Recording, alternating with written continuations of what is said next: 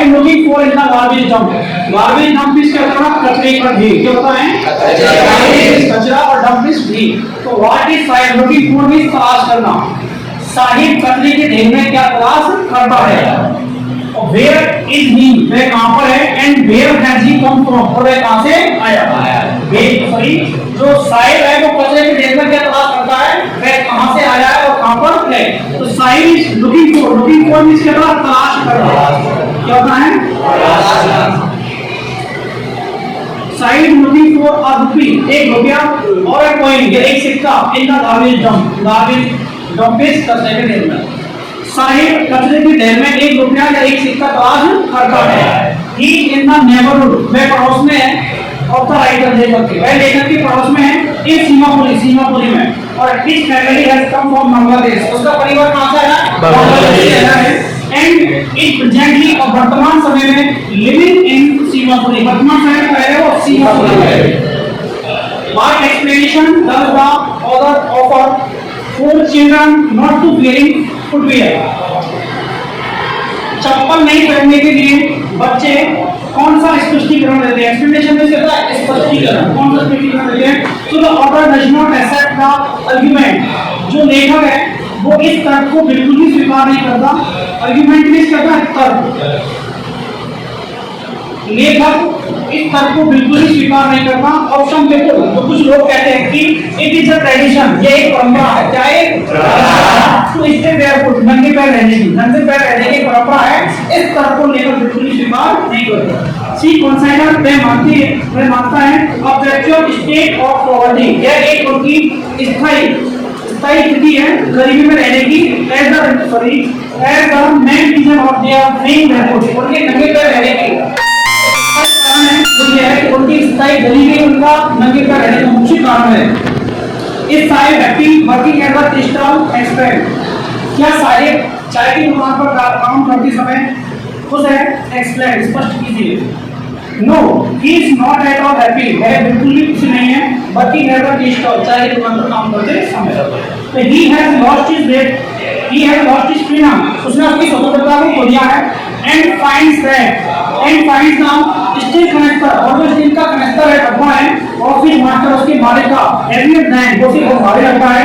Then the plastic bag ही carried as a receptacle, कचरा बीनने वाले के रूप में इस प्रकार से प्लास्टिक का थैला लेकर के जा रहा था, तो उसे हल्का लगता था। जबकि है तो स्टील का कनेक्टर उसके मालिक का है, उसमें क्या लगता है? भारी लगता है, भारी। City of Firozabad famous, Firozabad जो शहर है वो किस चीज के लिए प्रसिद्ध है? तो ग्लास ब्लोइंग इंडस्ट्री, कांच को पिघलाने के जो उद्योग है, निकोलस सिटी ऑफ फिरोजाबाद फेमस, वो फिरोजाबाद को प्रसिद्ध बनाते हैं। एवरी अदर फैमिली, प्रत्येक दूसरा परिवार इन फिरोजाबाद में एक इनके जुड़ा हुआ है इन मेकिंग में, चूड़ियां बनाने में। कांच ब्लोइंग इंडस्ट्री जो कि फिरोजाबाद को चूड़ियां बनाने में प्रसिद्ध बनाती है। फैमिलीज हैव स्पेंट जनरेशन, परिवारों ने यहाँ पर भी पीढ़ियां गुजार दी। जनरेशन किस कहता है? पीढ़ियां। वर्किंग अराउंड फर्नेस, भट्टियों पर काम करते हुए। वेल्डिंग, ग्लास, कांच को जोड़ते हुए। एंड बेकिंग मैन्युफैक्चरिंग बनाते हुए। For all women in India, Bharat की पूरी महिलाओं के लिए। Mention the handle of working in the glass blowing industry, कांच की जो कांच के उद्योग में काम करने वालों के क्या नुकसान है?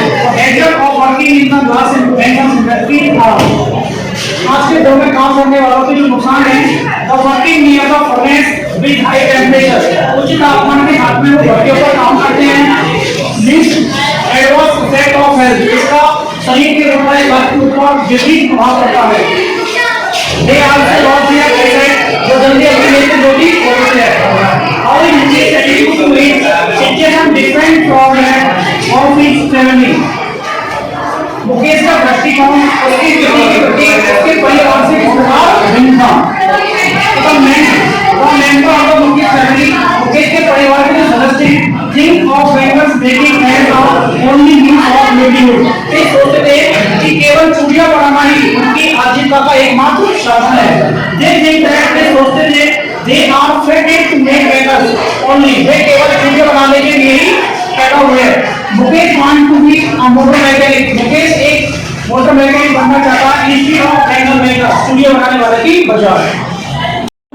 बिकॉज लिविंग सीमापुरी जो कचरा बीनने वाले हैं, बिकॉज मींस क्या है, कचरा बीनने वाले, कचरा बीनने वाले सीमापुरी में कैसे रहते हैं, कैसे रहते हैं। तो रेड बिकॉज लिविंग सीमापुरी, कचरा बीनने वाले सीमापुरी में रहते हैं इन मड स्ट्रक्चर, कच्चे मकान में, कच्चे घरों में। तो मड स्ट्रक्चर में क्या होता है, मिट्टी से बने हुए ढांचे, कच्चे घरों में रहते हैं with roof of tin and tarpaulin, उनकी छतें हैं वो टिन की है या तिरपाल की है, इसलिए वो मिट्टी से बने घरों में रहते हैं और उनके ऊपर छत है वो टिन या तिरपाल की है।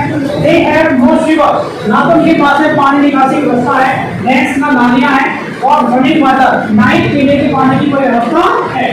They live there without identity, वो यहाँ पे बिना किसी पहचान के एंड परमट, बिना किसी परमट के रहते हैं।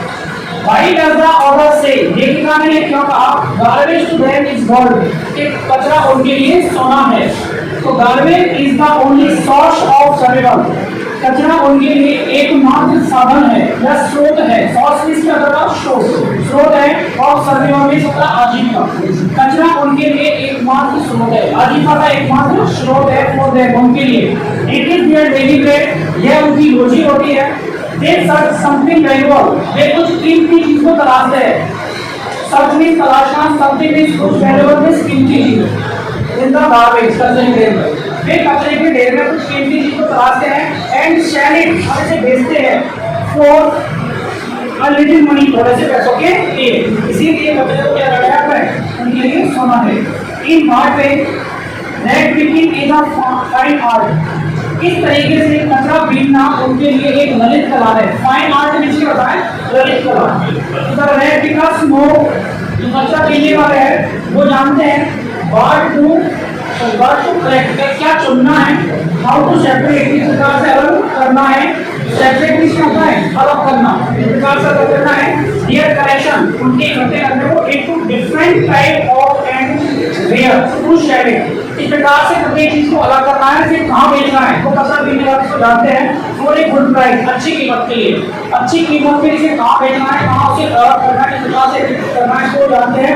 इट इज फाइन आर्ट, इसीलिए इसको क्या कहा गया है, ललित कला कहा गया है। क्या कहा गया है, what does the phrase steel कनिष्ठा heavier stand in relation to Sahib, Sahib के संदर्भ में वो स्टील कनिष्ठा है वो भारी के अर्थ में क्यों है, समझाइए। तो द phrase जो वाक्यांश है, फ्रेज मींस क्या है, वाक्यांश, स्टील कनिष्ठा heavier, तो स्टील का कनिष्ठा है भारी है। In the symbol of the loss of his freedom, यह उनकी स्वतंत्रता की हानि का प्रतीक है।